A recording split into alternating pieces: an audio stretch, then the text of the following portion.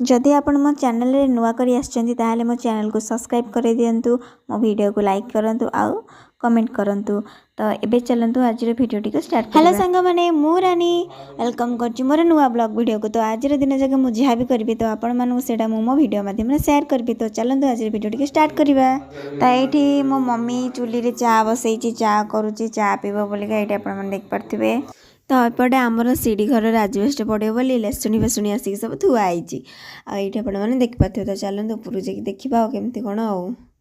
तो ये आपण मैंने देखिपे ये सब आम आजबेस्ट आसिक थुआई घर भी कम होजबेस्ट पड़े बोल ये आपने देखिपे आम गचर पिजुली फली आउपटे आत गचर आत फली आपने देखिपे ना नहीं जानी किंतु आज जमी होना कहीं आत आ पिजुली मु पारिबी।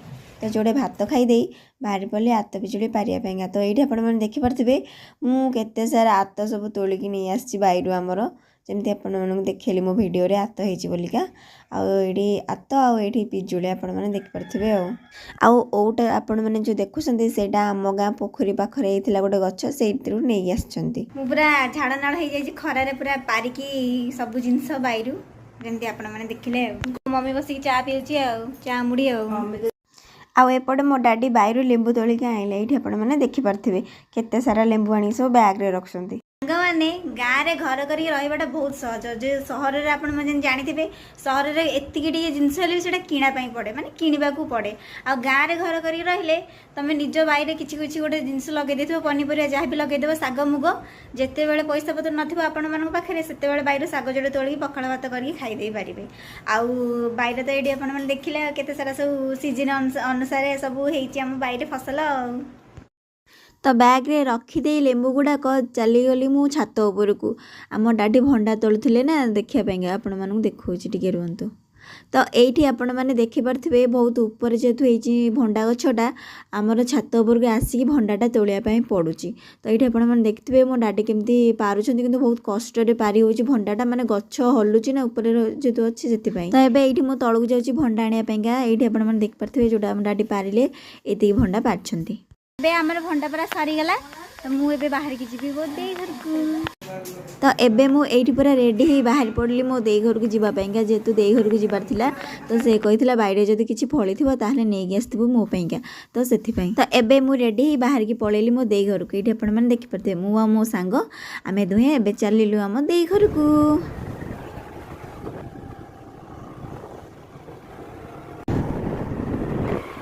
तो ये आपण मैंने देखिपे आम आसिक आम दे घरे पहुँची गलु आ दे घरे पहुँच सारापर मो दे मत आनिक थंडा देला पीवाई माने निजे निजे आम अतिथि चर्चा हबू।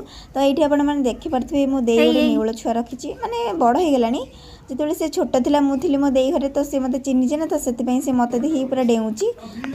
तो एबे आमे दे घर बाहरी शॉपिंग मॉल को टिके जीवु जेहेतु आमर किसी गोटे जिनस पत्र किणवार अच्छी माने मोर नहीं मो सांगर। तो ये आपने देखिपे आम ए शॉपिंग मॉल में पहुँची गलु तो से तार को जिनस पत्र किणाकिणी करथिला। तो मुझे टे पलि आसले शॉप करने मिरर सामने तो तापर किसी गोटे यूनिकॉर्न देखीदेली बहुत खुशी लगे मत देखिकी तो ताकू धर वीडियो बनईदे ये आपने देखिपे। तो ये आम आम किणा बिका सारी दे बाहरी पड़ू किसी गोटे खाईदेव माने भेज बिरियानी खाई बाहरी पड़ू घर को जीवापाईका। तो ये आपने देखिपे आम ए घर को रिटर्न करुचु।